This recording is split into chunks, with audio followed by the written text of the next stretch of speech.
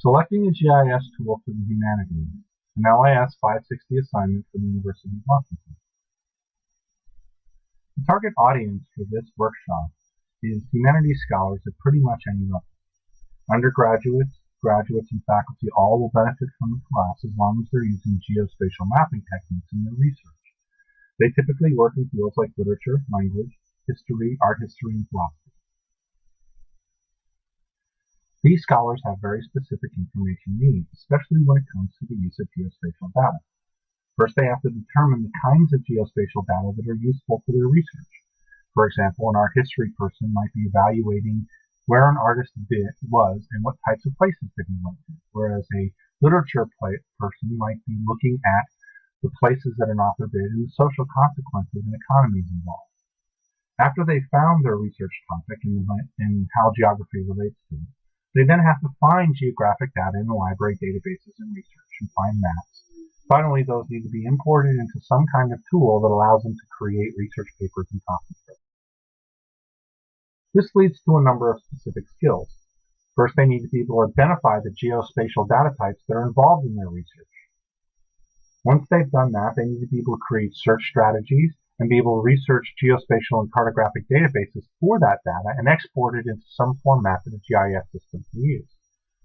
Once they have it in that format, they have to be able to use the right GIS tool from the number of tools available at the university and be able to use that tool to be able to create mapping presentations. In this class, we're only going to be looking at the tool evaluation and basic mapping skills. There are a number of information-seeking behaviors that affect humanities scholars. In general, humanities scholars do not seek out information unless they're working on a specific project or event. They're generally not familiar with library resources, and they work in their own departments, mostly in isolation. Humanities scholars need to have information provided to them in the right format and understandable human language. Technical documentation generally is not useful. They usually use resources they're familiar with. In fact, they usually own large collections of resources they use in their own research. And finally, they have different motivations for different types of disciplines. Remember, humanities scholars in general are less familiar with digital and computing technologies as other scientists within the university.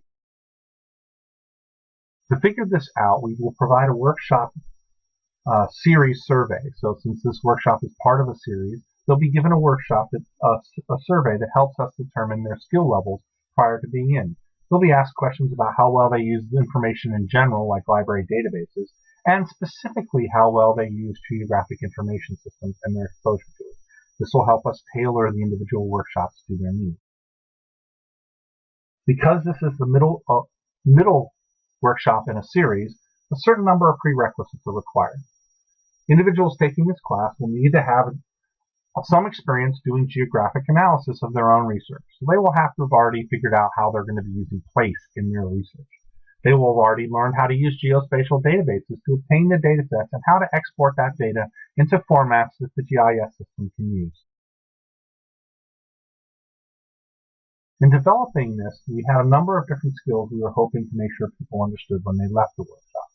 First, we want them to be able to do basic mapping using the tools that are being demonstrated. We then want them to understand the advanced features of those tools and have a chance to experiment with them. Finally, they should be able to do a needs assessment of their own research to determine what kinds of features they need for their own problems and to understand the pros and cons of the individual tools as it applies to those needs. In developing this workshop, we took a constructivist approach.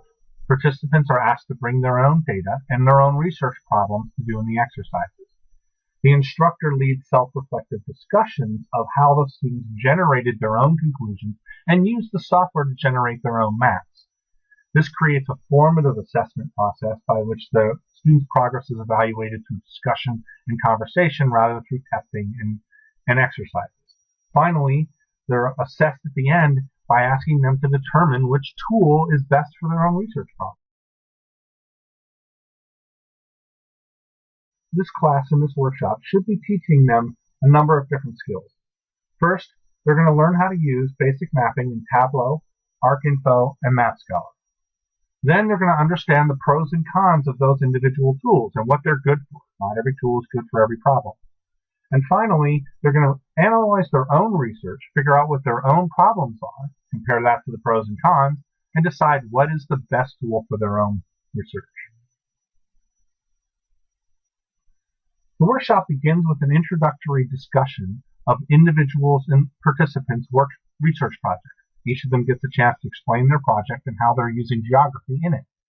Then a brief introduction to each of the individual tools that we will be demonstrating and how to get to them on their own workstation. Each tool will have its own module. In that module, they'll be shown and demonstrated how to create a basic map with a dataset. They'll then be asked to create their own maps with their own data. After that's done, they'll be asked to show their maps to the class and explain what they did and why. Then the instructor will lecture them on some of the more advanced features and will then allow them a certain amount of time to play with those features and enhance the maps they created with no expectation of being able to show their work at the end.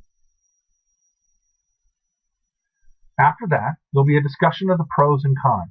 The class will lead that discussion by an individual writing on the whiteboard the pros and cons of each individual tool as they're discussed.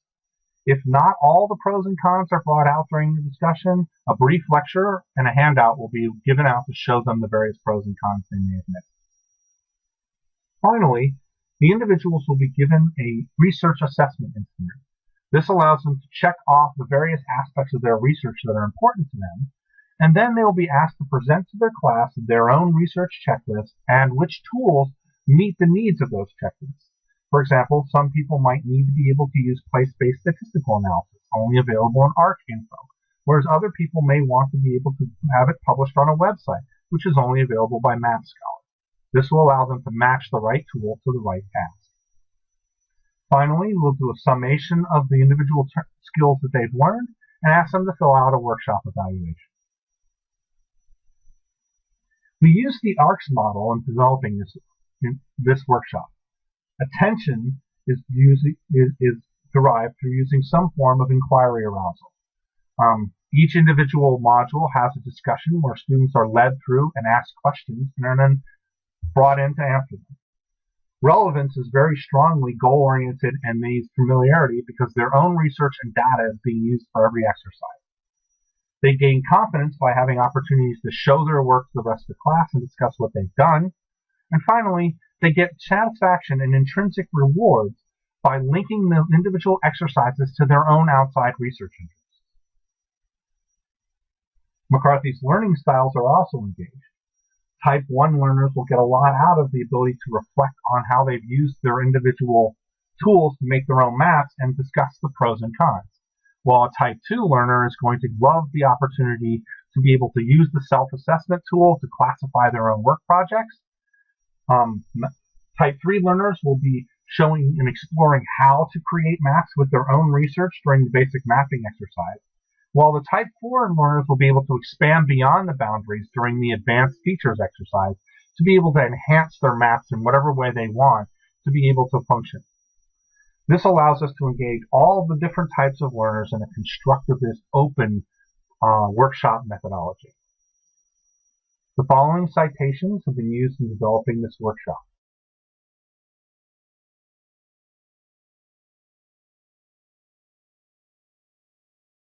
Thank you for listening.